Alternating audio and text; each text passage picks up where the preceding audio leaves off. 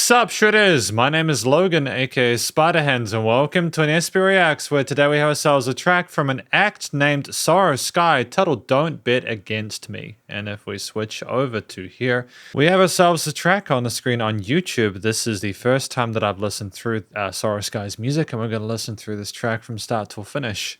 And we're going to hear what we think. Let's go, what do we got?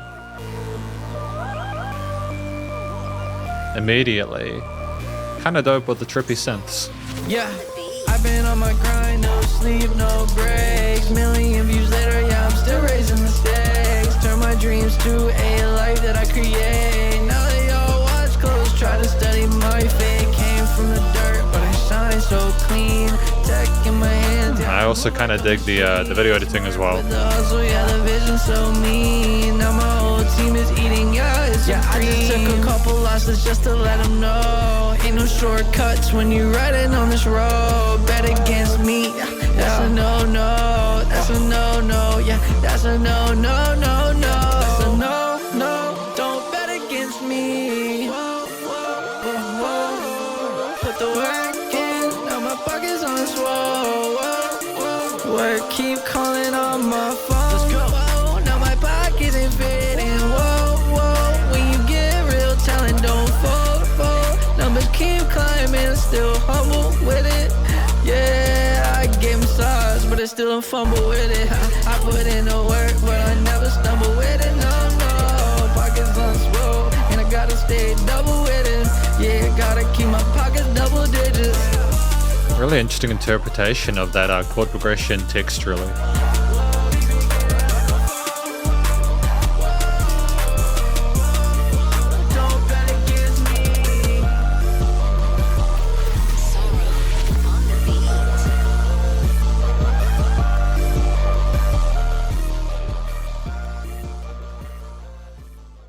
So that was Don't Bet Against Me, and we're going to talk about it more in the conclusion.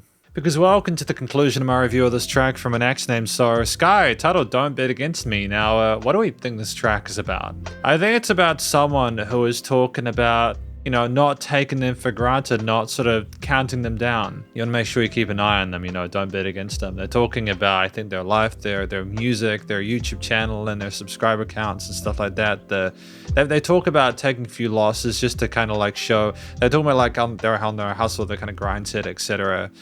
Making the most and working to where they need to be, and they're talking about the success that follows that. I think that's basically what it's about. I feel like while it's not the first time I've heard a similar kind of story to this, I think that it's great to hear that we're feeling comfortable with our position and that we acknowledge the work that we've put into doing what we're doing with our music, as well as our YouTube and everything else. And I feel like there are people who are working hard at what they do who'll be able to listen to this and go, yeah, no, I know what they're talking about. That's cool. Good on them and good for me. So, part of what I think makes this track work is the performance vocally. I appreciate the catchiness of the melodies and some of those sort of like hook parts there. I think they're catchy and they work really well, harmonize really neatly with the rest of the composition there. The effects change on them makes them like nice and fresh and contemporary, and I feel like the mixture of the rap parts in addition to the clean hooks makes the most of the real estate provided within this relatively short 1 minute 48 track. I think additional to that, we had a really common popular chord progression in this song, which is often done in a way which sounds kind of generic, but here, because of the instruments that we used, it sounded kind of dope.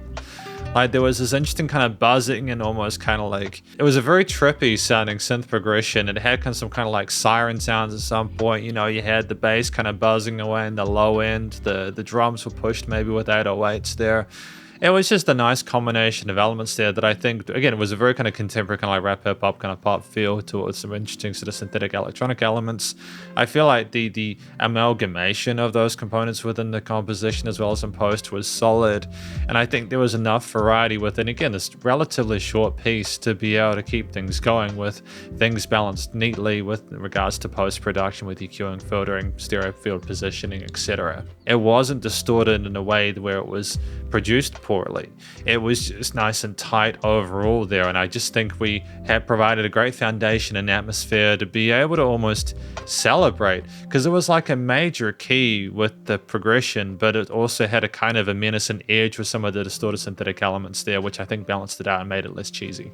And from the start, just I want to talk about the structure of it as a final note. I've not only commented on the fact that it's a short track, I feel like that's effective in part because of that. Because if you can tell a story, go in, provide further context in the verse, reiterate, and then bounce. I feel like that's really all you need to kind of communicate your position, your perspective on something. I think if you had decided to make this like longer than this, you would have needed to provide additional ways that you were succeeding in what you were doing, more reasons to not bet against them. And I just think we had a lot of those reasons in that first part. And I think a lot of music nowadays is shorter form anyways, because we know attention spans and stuff like that. So I think we were cognizant of maybe the audience that we were making this for. We were cognizant of what is more kind of popular and prevalent within the industry.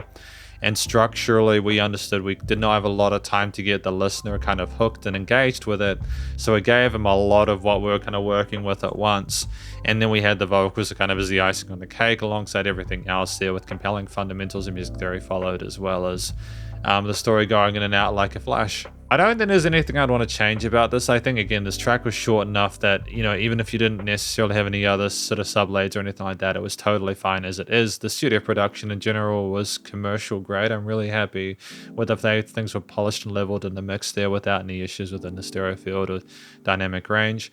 Ultimately, this is just a really sort of positive first impression or first day of Sorry Sky's work, but the track Don't Bet Against Me, and hopefully you enjoyed it. If you did, please do go show them some love via their various social media and YouTube page, and stay cool and stay safe.